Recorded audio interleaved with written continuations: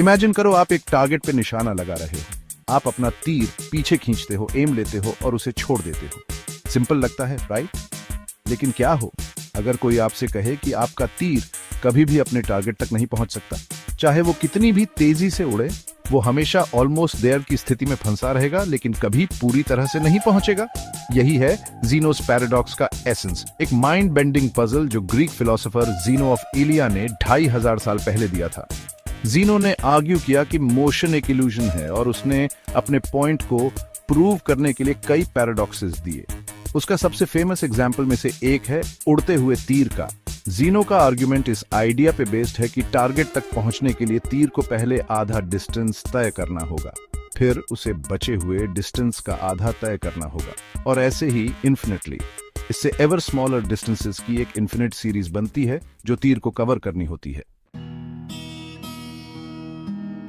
चलो इसे break down करते हैं। इमेजिन करो टारगेट 100 मीटर्स दूर है। तीर पहले 50 मीटर्स ट्रैवल करता है, फिर 25 मीटर्स, फिर 12.5 मीटर्स, और ऐसे ही चलता रहता है। हर स्टेप तीर को टारगेट के करीब लाता है, लेकिन वो कभी पूरी तरह से वहां नहीं पहुंचता। हमेशा कवर करने के लिए एक और आधा डिस्टेंस बच जाता है। यहीं पे ज़ीनो अपना बॉम्बशेल ड्रॉप करता है।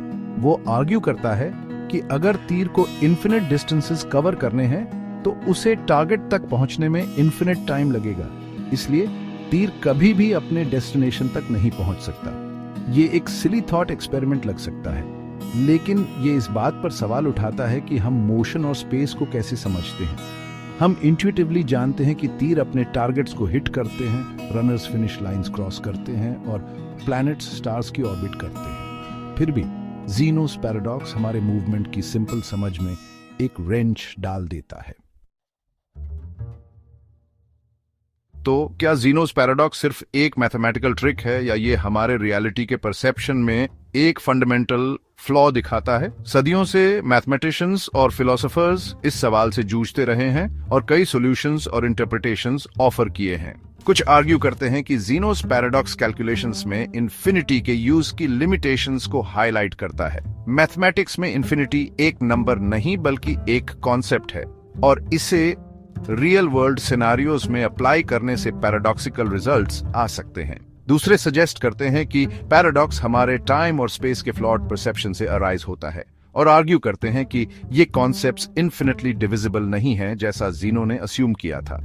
मॉडर्न फिजिक्स, खासकर रिलेटिविटी और क्वांटम मैकेनिक्स की थ्योरी, स्पेस, टाइम और मोशन की हमारी समझ को और कॉम्प्लिकेट करती है और सजेस्ट करती है कि यूनिवर्स ऐसे वेज में ऑपरेट कर सकता है जो हमारे एवरीडे इंट्यूशन के खिलाफ हैं। हालांकि ज़ीनोस पैराडॉक्स रियल वर्ल्ड में तीरों को उनके टारगेट्स तक पहुंचने से नहीं रोकता, ये एक पावरफुल रिमाइंडर है कि यूनिवर्स की हमारी समझ हमेशा इवॉल्व हो रही है। ये हमें रियलिटी के नेचर के बारे में अपने असम्पशंस पर सवाल उठाने के लिए चैलेंज करता है और हमारी इंटेलेक्चुअल क्यूरियोसिटी की बाउंड्रीज को पुश करता है। शायद ज़ीनोस पैराडॉक्स का सबसे इंपॉर्टेंट लेसन ये है कि यूनिवर्स वंडर्स और मिस्ट्रीज से भरा है, और मोशन जैसे सिंपल कॉन्सेप्ट्स भी प्रोफाउंड कॉम्प्लेक्सिटीज को हाइड कर सकते हैं। ये हमें अननोन को एम्ब्रेस करने, क्वेश्चंस पूछते रहने और कॉस्मोस के इंट्रिकेट वर्किंग्स पर मार्वल करने के लिए इनकरेज करता है।